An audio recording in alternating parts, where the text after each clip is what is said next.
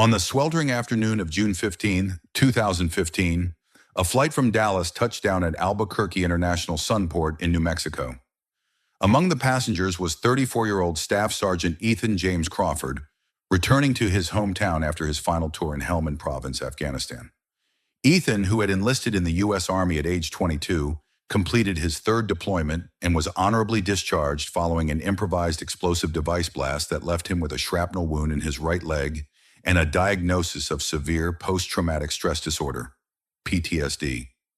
His homecoming was captured in photographs taken at the arrivals area, where he was greeted by his wife, Lilia Crawford, a 31-year-old elementary school teacher at Cesar Chavez Elementary in the southern part of the city. Lilia and Ethan had been married for 7 years, tying the knot before his first deployment. She was known in the Sandia Heights neighborhood as a quiet but kind woman who loved her job and her students. The couple had purchased a modest home in the area in 2013 using Ethan's military housing allowance.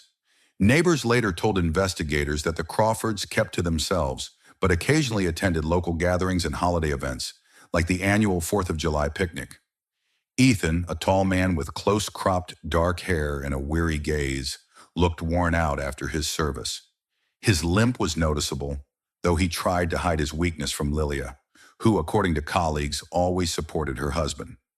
After returning in June 2015, Ethan began treatment at the Veterans Affairs Medical Center in Albuquerque.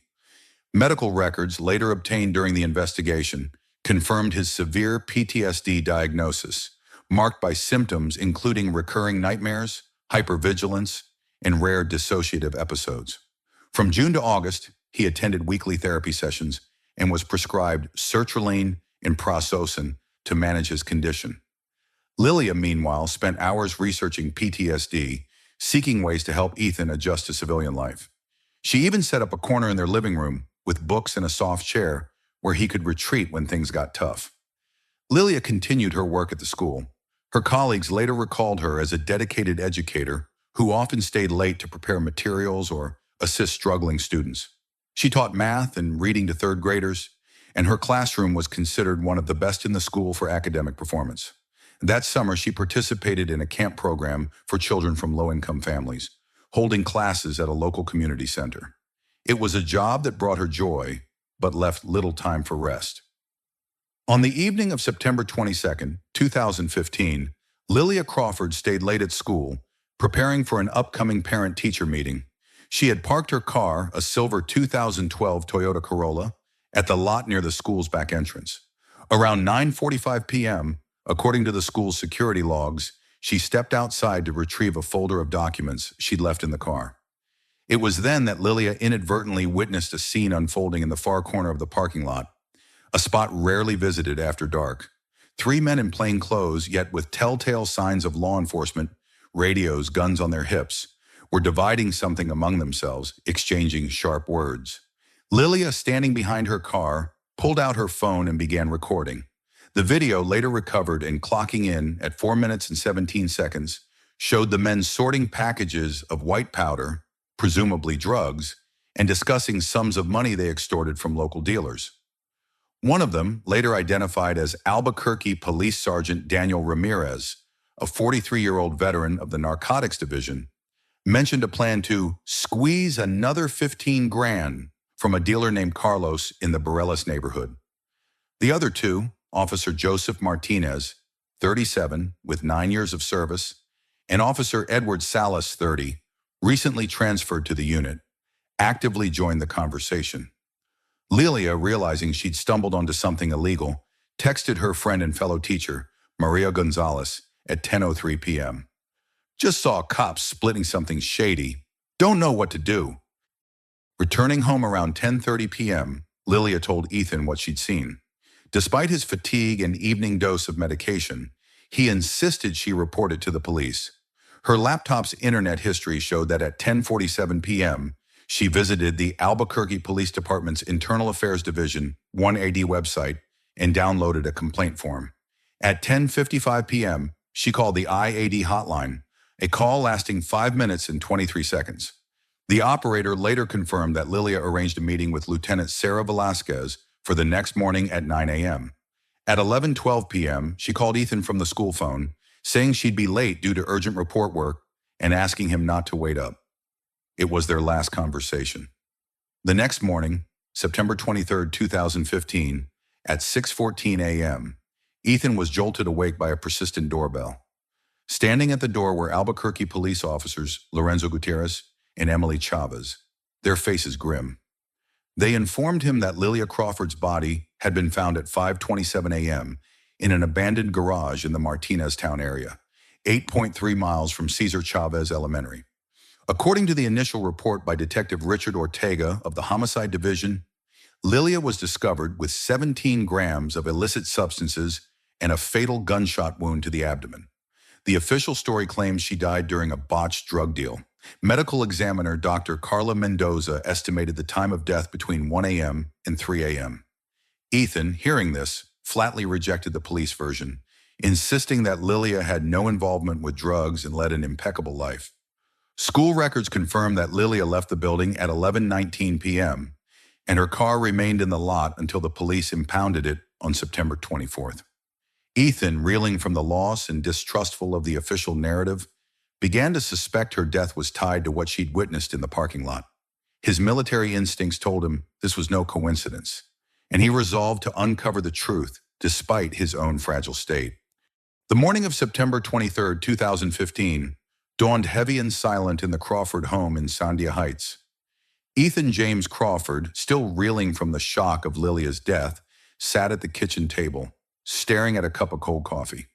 His mind, trained to analyze situations under combat stress, refused to accept the Albuquerque Police Department's official story. Lilia, a school teacher who spent weekends helping kids from struggling families, couldn't possibly be involved with drugs. Ethan knew this better than anyone. Her spotless reputation was backed by school records. Her last mandatory drug test, conducted on the September 10, 2015, had come back negative. Yet the police seemed uninterested in digging deeper. Ethan decided to start with what he had. He checked Lilia's bag, returned by the police along with her personal effects. Inside were her keys, wallet, school ID, and a pack of smiley face stickers she used to reward her students. But her phone, which she always carried, was missing. This immediately raised red flags. He recalled her call from the previous night, mentioning a delay at work, and realized her cell might hold the key to what happened. Ethan contacted their phone carrier to request her call records, only to be told it required an official police request or court order. It was his first dead end. Meanwhile, Lilia's funeral took place on September 28, 2015, at a small Baptist church on Tramway Road in eastern Albuquerque. About 50 people attended, colleagues from the school, parents of her students, a few family friends, and Lilia's relatives from Las Cruces. Ethan stood by the casket, clenching his fists to hold back emotion. During the graveside service at Sandia Memory Gardens, he noticed 3 men standing some distance away under an old oak tree. They wore dark jackets and one held a radio. Through the lens of a camera brought by a colleague of Lilia's for memorial photos, they were later identified as Sergeant Daniel Ramirez, Officer Joseph Martinez, and Officer Edward Salas, the same cops Lilia had seen in the parking lot. Witnesses from the funeral confirmed the men watched the proceedings, occasionally speaking into the radio, and left quickly in an unmarked black sedan when approached by Lilia's cousin, Juan Reyes. Returning home after the funeral, Ethan found something odd. On a shelf in their bedroom, among Lilia's textbooks, was a copy of Math for Third Graders, with a hollowed-out compartment inside. Tucked within was Lilia's second phone, a cheap Samsung Galaxy J3, purchased, as T-Mobile records later revealed, in August 2015. This phone wasn't listed among the items collected by police at the crime scene. Ethan entered their wedding date, 0718, as the password and unlocked it on his third try. Inside, he found a 4-minute, 17-second video shot in the school parking lot, showing Ramirez, Martinez, and Salas dividing drugs and discussing their extortion scheme. There were also screenshots of texts between the officers, dated July and August 2015, mentioning sums from dealers in Barelas and Martinez Town, plus a calendar entry for 9 a.m. on September 23rd, marked IAD Lieutenant Velasquez, complaint. Ethan realized Lilia had planned to hand over evidence to the Internal Affairs Division, and that was why she was killed. He also found a draft email to Lieutenant Sarah Velasquez with the video attached in the message. I witnessed these officers engaged in illegal activity. I fear for my safety but cannot stay silent. Please advise and provide protection. Phone records showed Velasquez called Lilia at 8:51 a.m. on September 23rd, after her estimated time of death. Velasquez later told investigators Lilia never showed up for the meeting and attempts to reach her failed. Ethan decided to act.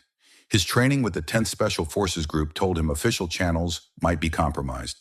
He began his own investigation, drawing on skills honed in Afghanistan. On September 29th, he visited an electronics store on Manal Road and spent $3,870 on gear. Directional microphones, mini cameras, GPS trackers, and a police frequency scanner.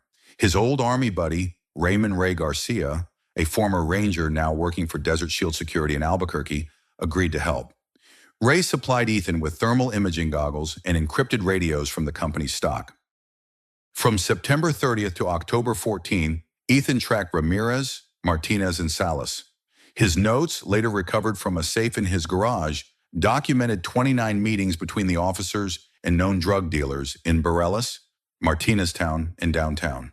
He photographed 12 apparent transactions and recorded conversations revealing the officers weren't just taking bribes. They were controlling drug distribution territories, setting prices, and splitting zones. Ramirez ran Bareilles, Martinez handled Martineztown, and Salas oversaw downtown.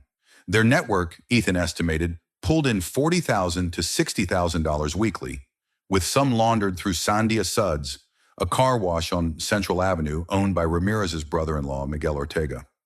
On October 17th, while Martinez attended a training session at the North Valley Precinct, Ethan broke into his apartment at the Rio Grande Lofts on 4th Street. He installed 3 microphones and a camera in the living room, hiding the recording device in an air vent. During his search, he found a silver earring with a small sapphire in a dresser drawer, identical to one Lilia wore on her last day, as captured on school security footage. It was the first physical link tying Martinez to her death. On October 20th, Ethan's gear recorded a 31-minute conversation among Martinez, Salas, and Ramirez in Martinez's apartment. They discussed Lilia's missing phone, which Ramirez called a ticking time bomb. Salas admitted he'd hit Lilia harder than intended during their interrogation in the garage, leading to her death. Martinez mentioned that Detective Ortega, their inside man in homicide, bought the drug deal story and planted evidence. On October 23rd, Ortega officially classified Lilia's case as a drug-related homicide and sent it to the cold case unit, citing no new leads. Listening to the recording, Ethan realized the system was shielding his wife's killers, and he resolved that justice would have to come from his own hands. By the morning of October 24, 2015, Ethan James Crawford had fully grasped that official justice in Albuquerque would not deliver answers. Lilia's death, framed as a failed drug deal, was covered up by corrupt cops, and Detective Richard Ortega, based on the recordings, was complicit. Sitting in his Sandia Heights living room, Ethan sifted through his evidence. The video from Lilia's phone, photos of drug deals, audio of the officers' talks, and the earring from Joseph Martinez's apartment. His war-hardened mind shifted into a mode he knew from Afghanistan, survival and retribution. He decided that the 3 cops, Sergeant Daniel Ramirez, Officer Joseph Martinez, and Officer Edward Salas, would pay for his wife's death. Ethan contacted Ray Garcia, his former squad mate from Desert Shield Security.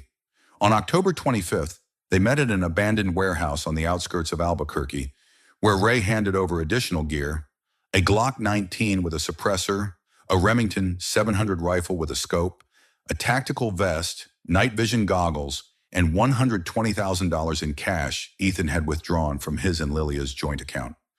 Financial records later showed the money was funneled through Ray's offshore account in the Cayman Islands to avoid suspicion. Warehouse cameras captured the exchange at 8:17 p.m., after which Ethan began plotting his first move. His initial target was Edward Salas, the youngest of the trio, who oversaw downtown. Ethan learned Salas regularly visited Cactus Jack's bar on Central Avenue on Thursdays, meeting small-time dealers. On October 29th, 2015, Ethan parked his Ford F-150 pickup 3 blocks from the bar and watched Salas through a telephoto lens. At 10:43 p.m., Salas left alone and drove to his home, a modest apartment in the Huning Highlands area. Traffic cameras caught Ethan tailing him at a distance, staying in the shadows. Salas entered his apartment at 11:01 p.m., turning on the TV in the living room.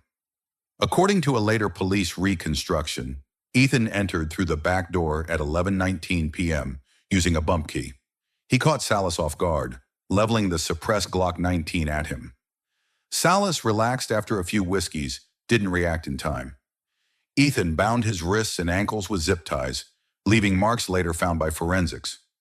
A digital recorder, recovered during Ethan's arrest, held a 52-minute interrogation starting at 11:25 p.m. Under gunpoint, Salas confessed that he, Martinez, and Ramirez spotted Lilia recording them in the school parking lot on September 22nd. They tracked her using police databases, intercepted her after her shift, and took her to the abandoned garage in Martineztown. Salas said they questioned Lilia for about 2 hours, demanding to know who else had seen the video. She refused, claiming the evidence was already safe. Salas admitted that, in a fit of rage, he struck her with a metal pipe from the garage. The blow was fatal. She fell, hitting her head on the concrete floor, and died instantly.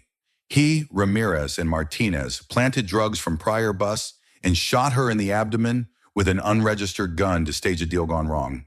At 12:19 a.m. on October 30th, neighbors heard a muffled pop. Salas was found dead that morning, shot through the temple, still tied to the chair. No weapon was recovered. Salas's murder sparked chaos in the Albuquerque Police Department. Chief Ruben Estrada declared a Level 1 mobilization at 8:03 a.m. on October 30th, forming a task force of 22 officers from homicide, internal affairs, and tactical units. Roadblocks went up around Huning Highlands, and all off-duty personnel were recalled. Ballistics showed the bullet, a 9mm hollow point, could have come from various firearms, including police-issued ones. Detective Thomas Vega, leading the investigation, noted in his report that the crime scene suggested professional execution, possibly with military training. Meanwhile, Joseph Martinez, learning of Salas's death at 8:45 a.m., requested emergency leave, citing family issues in Santa Fe. Cell tower data revealed he didn't head north but southwest on Highway 25 toward Las Cruces. At 10:12 a.m., he fueled up at a Shell station in Belen, 31 miles from Albuquerque. Ethan, anticipating flight, had placed a GPS tracker on Martinez's black Dodge Charger on October 27th. His journal, later found at home, detailed the chase. At 10:17 a.m., he caught up at the station, slashing Martinez's tires while he was inside. When Martinez emerged and saw the damage, Ethan approached from behind, pressed the gun to his back, and forced him into the pickup. Ethan drove Martinez to the same abandoned garage in Martineztown where Lilia died. GPS data from his phone confirmed arrival at 11:29 a.m. A second recording on his device, lasting 41 minutes, captured Martinez's interrogation. He corroborated Salas's account, adding that he suggested eliminating Lilia when she wouldn't break. Martinez confessed to paying Ortega $20,000 to bury the case as drug-related. At 12:14 p.m., the recording cut off with a gunshot. Martinez's body was found at 2:47 p.m. by a homeless man. The medical examiner determined death came from a chest shot piercing a lung. A burner phone in Martinez's pocket held fake texts, supposedly from Ramirez, ordering "take out Crawford like his wife." Analysis showed they were sent that morning, though Martinez hadn't contacted Ramirez. Daniel Ramirez was placed on leave October 31st and questioned by Internal Affairs for 6 hours. He denied involvement in Salas's or Martinez's deaths, blaming local drug lords. On November 2nd, he contacted Javier Lopez, an ex-cop fired in 2013 for excessive force, now a private contractor. Lopez later testified that Ramirez offered $40,000 to kill Ethan, whom he pegged as the killer. Lopez, however, knew Ray Garcia from past jobs and warned him on November 3rd about the hit. Ethan, Ray, and Lopez planned to use this to lure Ramirez out. On November 5th, Lopez told Ramirez he'd located Ethan and set a meet at an abandoned hangar in the Kirtland area for 8 p.m., where Ethan waited for his final target. By the evening of November 5th, 2015, tension in Albuquerque had reached a boiling point. The murders of officers Edward Salas and Joseph Martinez had rocked the police department, and Sergeant Daniel Ramirez's suspension only fueled the fire. Ethan James Crawford, driven by a relentless quest for justice for his wife Lilia's death, prepared for the last act of his plan. He knew Ramirez was the mastermind behind the corruption, and taking him down would complete his chain of retribution.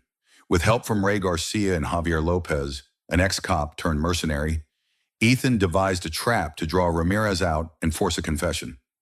The meeting spot was carefully chosen, an abandoned hangar in the industrial Kirtland area of southern Albuquerque. The rusted warehouse, surrounded by vacant lots and old shipping containers, offered perfect cover. On November 5th at 7:30 p.m., Ethan arrived, setting up mini cameras and microphones linked to a portable recorder hidden in a metal crate.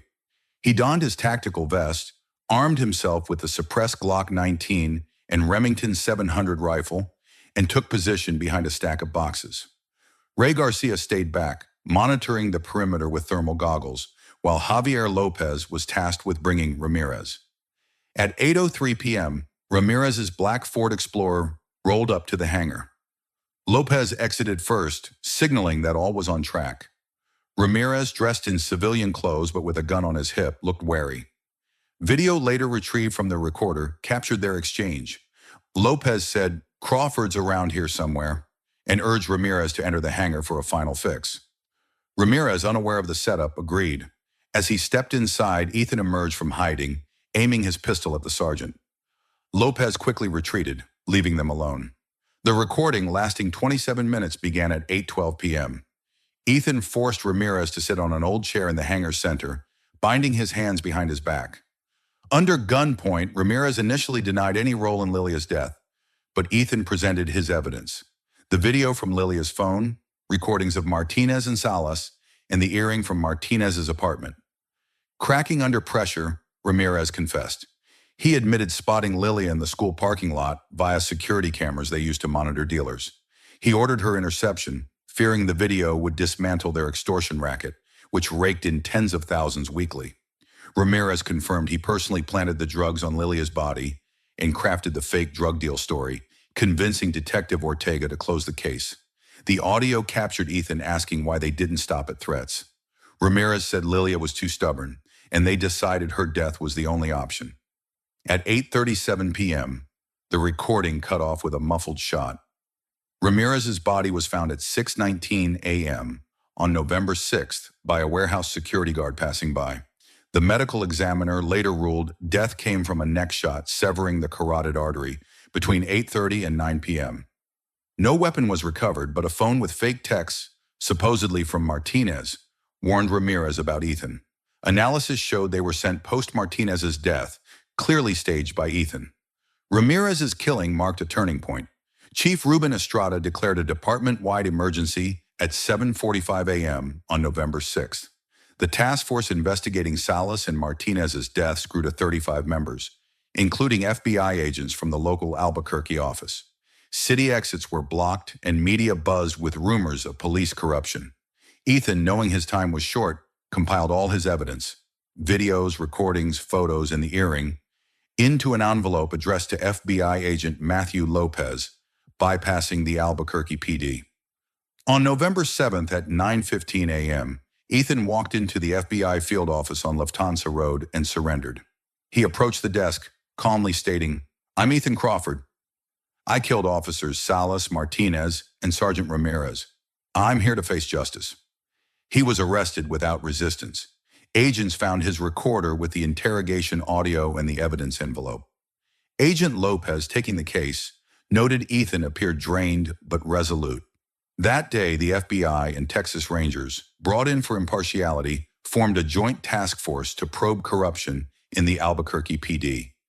By evening on November 7th, the investigation expanded to department leadership.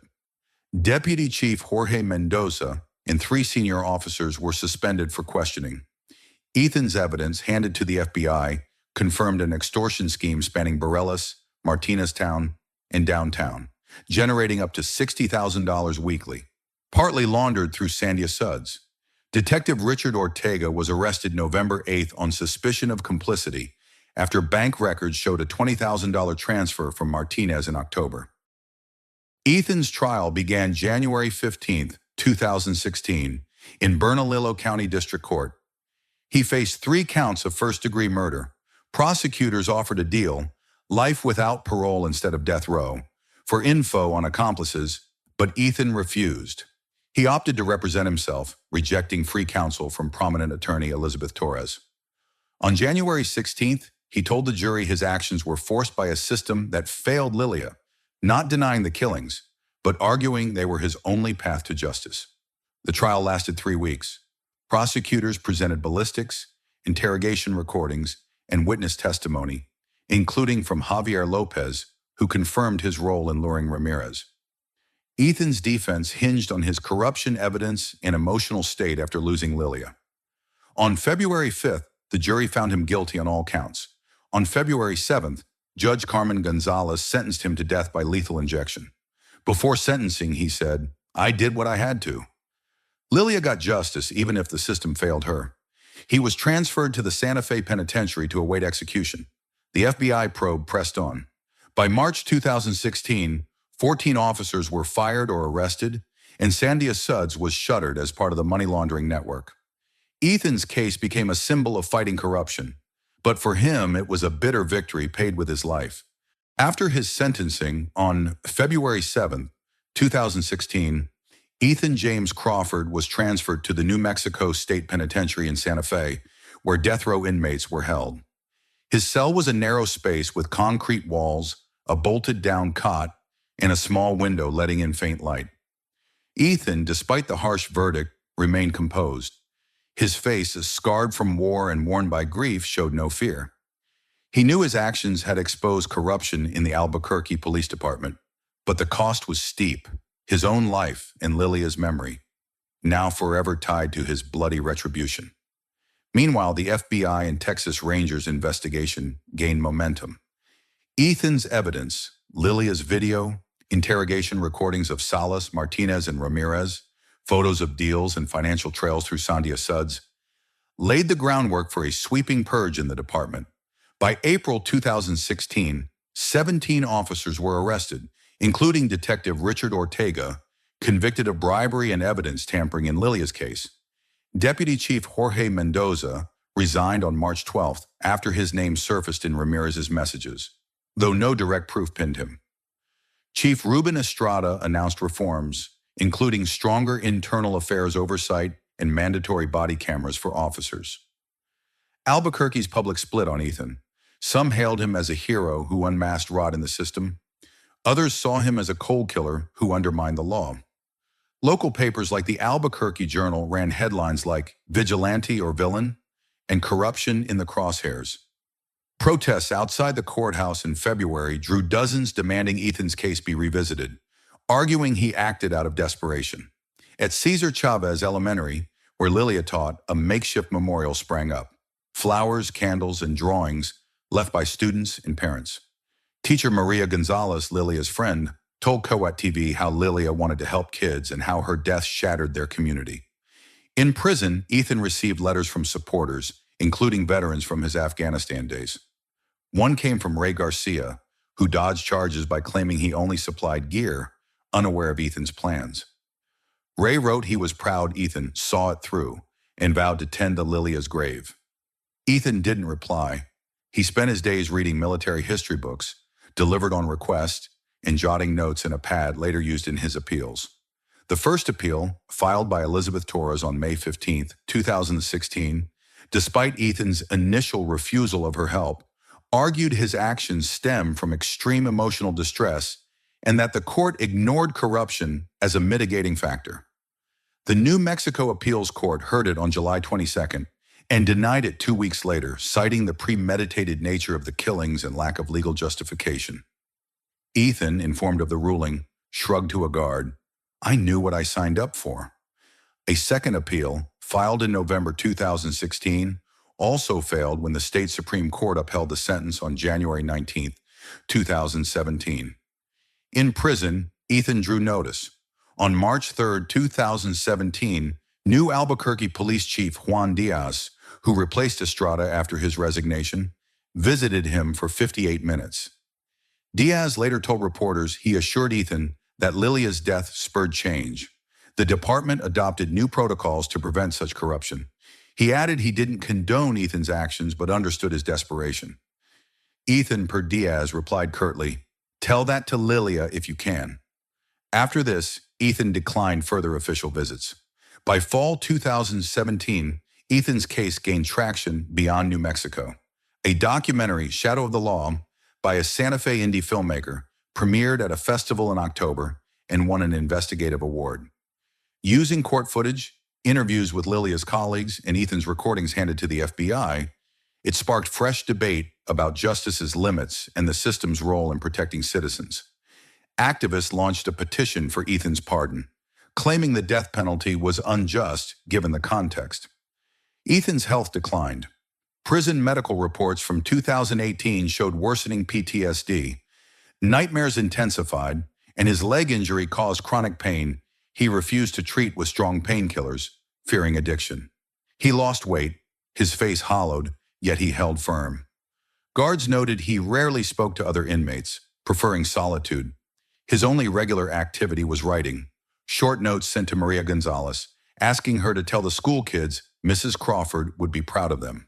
By March 2019, a third appeal reached the U.S. Supreme Court. Torres's team argued Ethan's case raised systemic failure issues warranting review.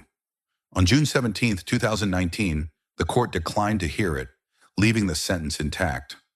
Legal experts like University of New Mexico law professor James Ellis noted the odds were slim due to the case's political sensitivity and the state's firm stance on capital punishment.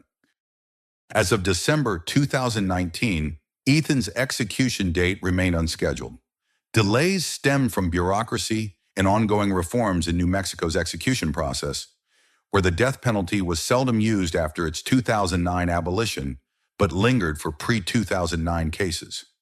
Ethan spent his days in his cell, rereading letters from Lilia he'd taken from home before his arrest. One, dated May 2015, read, "You're my hero, Ethan. Always come back to me." Those words became his final solace as he awaited the inevitable.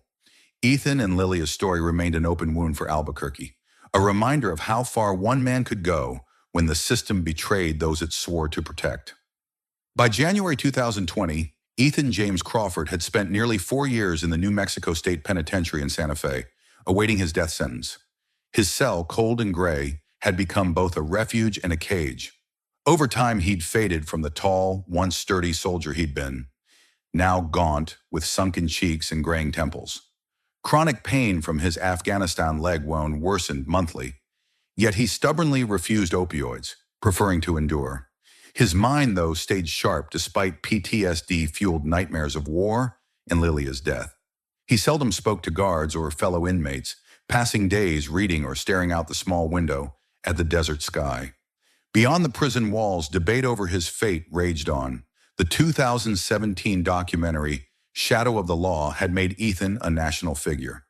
Activists from groups like Justice for New Mexico gathered petitions for his pardon, arguing he was a victim of the system he exposed. By summer 2020, over 30,000 signatures, including from veterans and teachers inspired by Lilia's story, backed the cause. Meanwhile, the state prosecution and families of the slain officers, Salas, Martinez, and Ramirez, pushed for execution, branding Ethan a dangerous vigilante who undermined the law. The Albuquerque Journal ran reader letters calling him the last soldier of justice, or a killer masked as a hero. The corruption probe sparked by Ethan's evidence wrapped up by late 2020. The FBI and Texas Rangers arrested 23 officers total, including high-ranking officials. Detective Richard Ortega was convicted in March 2018, sentenced to 15 years for bribery and evidence tampering in Lilia's case. Sandia Sudes, the car wash used to launder money, was seized by the state, and its owner, Miguel Ortega, got 8 years. Chief Juan Diaz's promised reforms took root. By 2020, all Albuquerque patrol officers wore body cameras, and internal affairs gained more authority.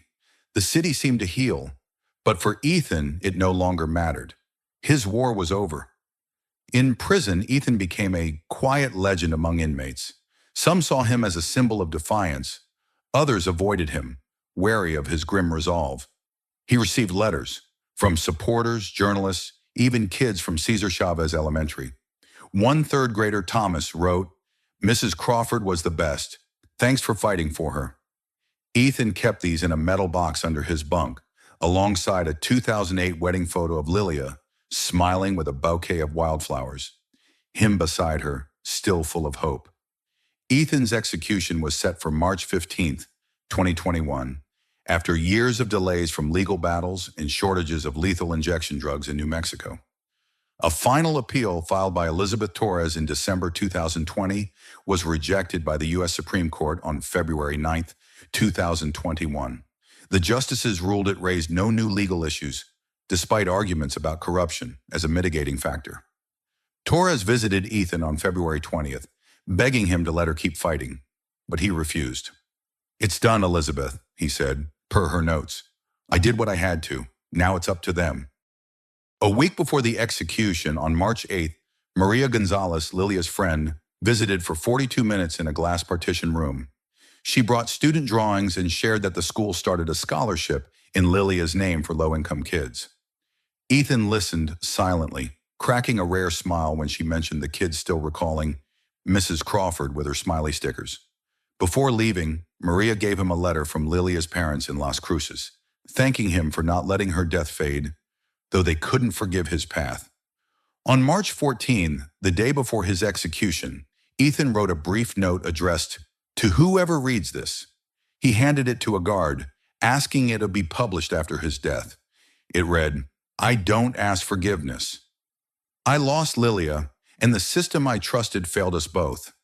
I did what I thought was right, even if the law calls it wrong. If my death changes anything, let it be a lesson. Justice shouldn't be blind to corruption." The letter later ran in the Albuquerque Journal. Reigniting debate. March 15th, 2021, dawned clear and cold. At 6 a.m., Ethan was led from his cell. He walked slowly, limping but upright. The execution took place in Santa Fe's death chamber, witnessed by the prosecutor, relatives of Salas and Martinez, a few reporters, and Maria Gonzalez there at his request. Ethan declined a final statement, nodding to Maria through the glass. At 6:17 a.m., he received the lethal injection, pentobarbital followed by potassium chloride. At 6:23, a doctor pronounced him dead. His body was cremated, and per his will, his ashes were scattered over Lilia's grave at Sandia Memory Gardens. Ethan's execution didn't end the controversy. In April 2021, rallies in Albuquerque drew hundreds demanding the state abolish the death penalty, citing his case as a moral gray area. New Mexico lawmakers debated a full ban, though by March 2025, the current date, no decision had passed.